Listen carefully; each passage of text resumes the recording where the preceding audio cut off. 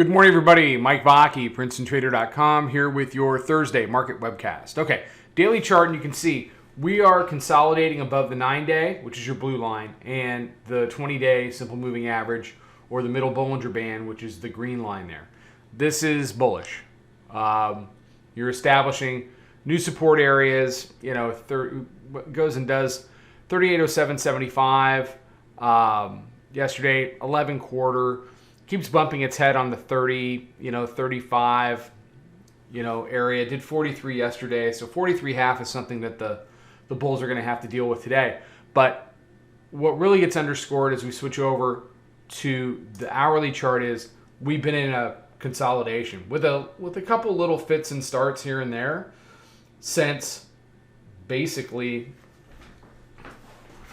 you could say since Tuesday at 11 a.m. When we first hopped up into this area, you really haven't seen much movement since then.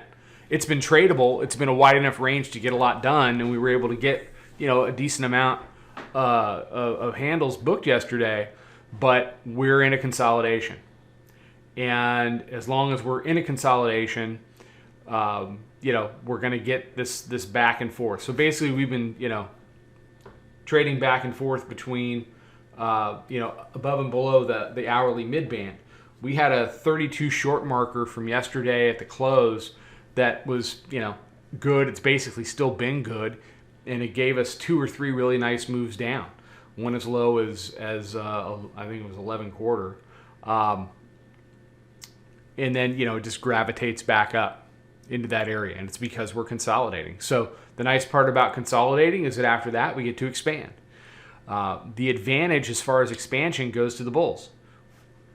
We're not consolidating below all this stuff. We're consolidating above all this stuff. 20-day, 9-day, pre-FOMC price, weekly pivot, monthly pivot, 50-day simple moving average, partridge in a pear tree, all of it.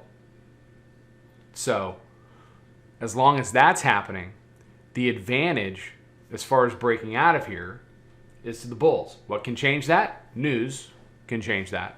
It's really, the bears really only get legs when they have some kind of news, and that seems to be temporary. Any organic movement of price tends to be to the upside. So if the bulls are going to break out of this consolidation, what do they need to do? They need to convert more 43s. You need to convert this 43.5 area and then go reach for the 52 to 54, which was resistance back in January. So it's not there's not much to talk about beyond that. If the bears are going to be successful, go start printing stuff with 37s on it. And if you can't do that, bears, just don't bother us. If you can't print stuff with 37s on it, it's like you're not even here. You've got volume weighted average price 25.75, hourly mid 26.75, proprietary moving average is 28.68, daily pivots jammed in about 28. In order for the bears to be able to reach for stuff with 37s on it, they're going to have to convert through 25, turn all of that into resistance, break the 11 quarter from last night, and then break through the 20-day around 3,800, 9-day, and then close it below a couple of these lines. We're back to the same litmus test that we've had all along. Pick 2 lines, bears. Close below them, and then stay below them for the whole next Globex. Ready, go. So anytime they're ready, we're here. So we'll see. But unless they get news, I think it's going to be tough.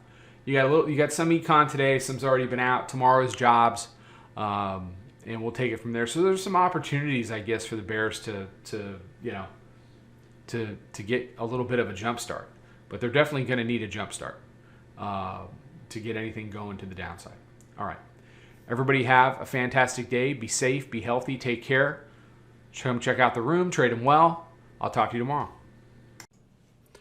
Follow us over on Twitter, Instagram, and Snapchat at Princeton Trader. Check us out on Facebook and join us for a free trial at www.princetontrader.com. Trade them well.